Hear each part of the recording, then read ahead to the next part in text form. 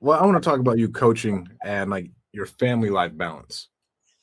My co-host of my other podcast coaches, and Okay. he's coaching right now, and he has no time, bro. How you got 4 kids?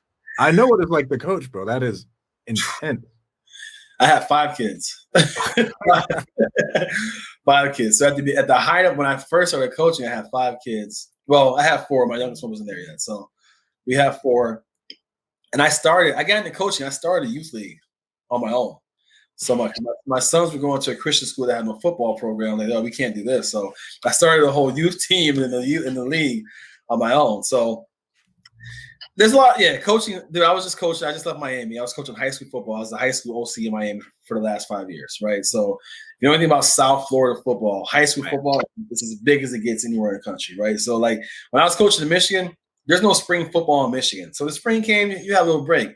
Miami, you don't take off. Like if your team's not lifting all year, then you're going to be behind, right? So so it was literally a full-time job, And what happened though is coaching became like family time. Like my daughters literally, when they found out I wasn't coaching anymore, like they were like crying, they've grown up. They've grown up on a football field. They've grown up at coaches' meetings or them at our house. They've grown up with the players at our house, right? That's been like most of your life. So when you make it like part of your family, right, it makes the balance a little bit more better, then on top of that, like stuff like I was the one that drove my kids to school, right? So every morning I drove them to school, I'm talking to them in the car, right? Then I'm coaching my sons at practice, which is the worst thing in the world is coach your sons. I mean, it's horrible. Well, you can't let another dumbass coach your son. Like I go to some of these practices and I see what they're having these kids do. Oh yeah, it's bad. Yeah. Oh, yeah. Bro, it's bad. Like there is no way in hell.